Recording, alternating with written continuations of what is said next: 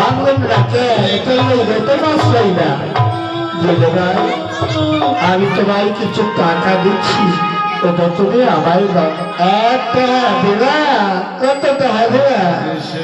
আমার ছেলে মরে গিয়েছে, যার জন্য শ্মশানের খরচের জন্য ভিক্ষা করেছি, যা আছে আমি সব দিয়ে দেব। তাই এলো, এই লো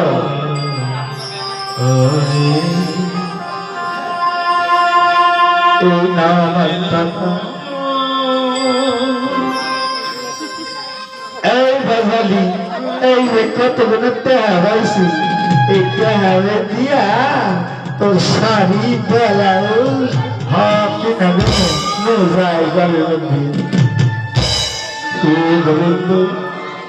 তোমায় আমি কুড়ে ঘরে ফিরে এসেছিলাম, জানি না কোন ভালো বালিকা খেলতে খেলতে এই নদী জলে তোমায় ফেলে দিয়েছি। আজ আমি তোমায় পেয়েছি, তোমায় ছাড়ব না। আমার সন্তান মরে গিয়েছি, আজ আমি গঙ্গার জলে ভাসিয়ে দেব।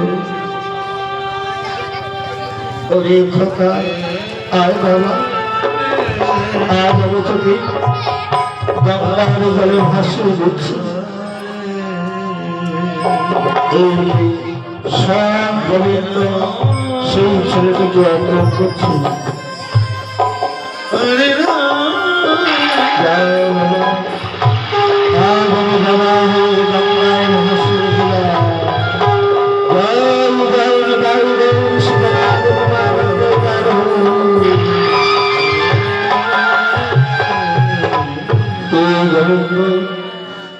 আমার স্ত্রী গেল, সংস্থান গেল, আর কেন এবার আমি তোমায় নিয়ে দাঁড়ে ভিক্ষা করে বাকি জীবন যাপন করবো। দেখি তোমার হাতে দেখি, তোমার হাতে দেখি আমার দেখি দেখি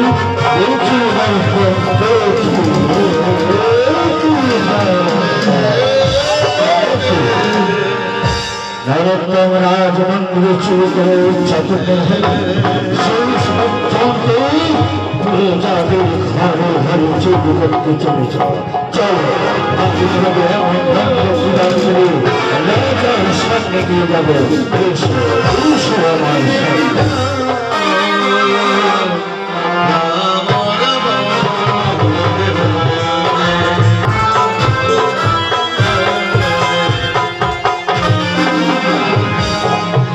দেখতে দেখতে আমার স্বপ্ন দৈনিকত হয়ে গেল, মহাদেব মন্দির আমার পুনরায় থেকে গেল।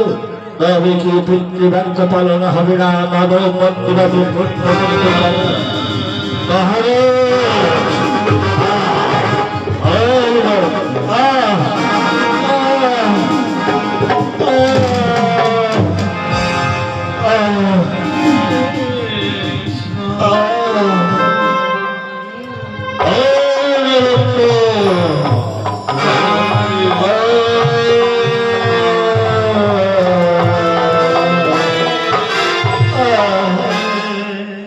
মহারাজ এই নরকের বাসা কেন? মহারাজ রাজমন্দিরে চুরি করে তার ইচ্ছা করতে হয়নি, সেই পর্যন্ত প্রজাদের ঘরে চুরি করতে চলেছে, তাই তার হস্ত যদি তত্তরে করে দিয়েছি। মহারাজ কি করলেন মহারাজ? যে হাত দিয়ে আমি গোবিন্দের চরণে প্রণাম করতে পারবো না, যে হাত দিয়ে আমি গোবিন্দের প্রসাদ খেতে পারবো না, যে হাত দিয়ে আমি গোবিন্দের চরণে প্রণাম করতে পারবো না, আমি আর জীবন রাখবো না। আপনার সর্বকে প্রাসাদ আমি মাথা চুপড়ে পেটে টুটে জীবন দেব। আমার মৃত্যু দাও, মৃত্যু দাও, মৃত্যু দাও, মৃত্যু দাও। স্বয়ং গোবিন্দ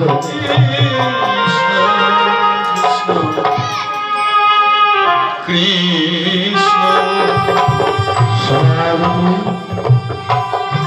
হরে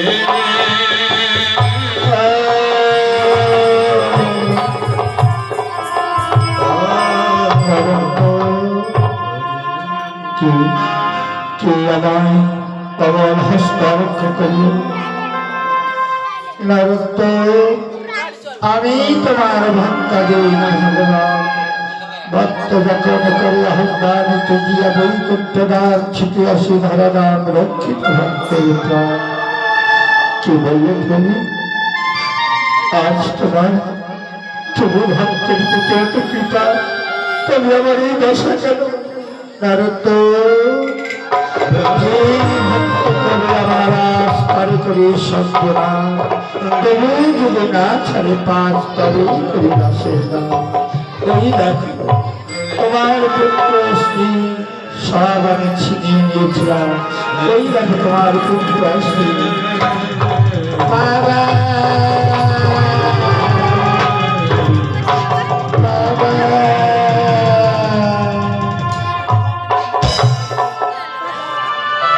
বাবা, আমায় কেন বুকে জড়িয়ে দিচ্ছ না বাবা?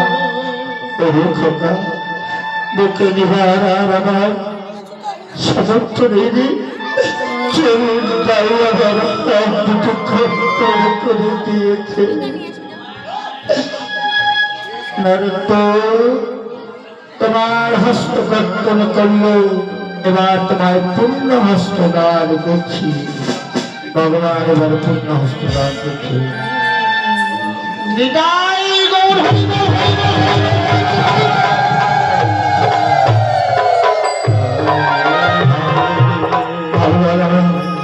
ওই দেখো নরোত্তম, তোমার স্ত্রী এসেছে।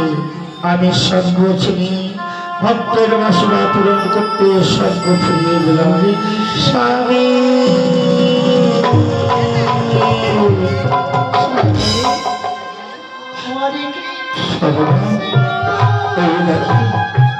আমি সন্তান সবাই ফিরে দিলাম।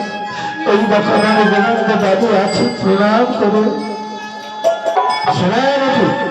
নরোত্তম তার সঙ্গে কথা বলছি, পুত্র শ্রী সব ফিরে হল এবং তার সন্তান পুত্রের হস্তপূর্ণ হল।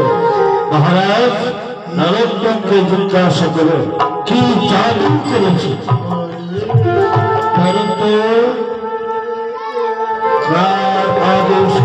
সঙ্গে কথা বলছে, কি করে তোমার কর্তব্য হস্তপূর্ণ হলে সেই পুত্র ফিরে ফেলে। মহারাজ, এই দেখুন আমার মহারাজ গোবিন্দ দাঁড়িয়ে আছে, তার ইচ্ছায় যার ইচ্ছায় বৃক্ষের শাখা করতে পারে না, তিনি আমার সব ছিনে সব আমার ফিরিয়ে দিয়েছেন।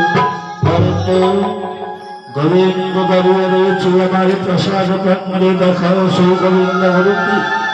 আমি আমার মানব জনকে ধন্যবাদ করব। মহারাজ, তারা আমার গোবিন্দকে জিজ্ঞাসা করবে, প্রভু শুনেছি ভক্ত তোমার মাতা, ভক্ত তোমার পিতা, ভক্ত তোমার গুরু, ভক্তের জন্য নাম রয়েছে বাচ্চা করে দিতে। ভক্ত বাচ্চা পূরণ করতে সময় আমাদের প্রকাশ প্রভু। ভক্ত আমার মাতা, ভক্ত আমার পিতা, ভক্ত আমার গুরু, ভক্ত জনে নাম রেখেছে বাচ্চা করে দিতে। আমি ভক্তের মান রক্ত করতে সময় আমাদের প্রকাশ হবে। তোমার পবিত্র হস্ত দিয়ে রাজা ঈশ্বরীর চক্ষু মদিত করো, জ্ঞান চক্ষু দায় হবে, তবেই মনে করবে দাস। মহারাজ শুনেছি নরোত্তম তোমার পবিত্র হস্ত দিয়ে আমার চর্ম চক্ষু মদিত করে জ্ঞান চক্ষু আবির্ভাব আমি গোবিন্দ দর্শন করব।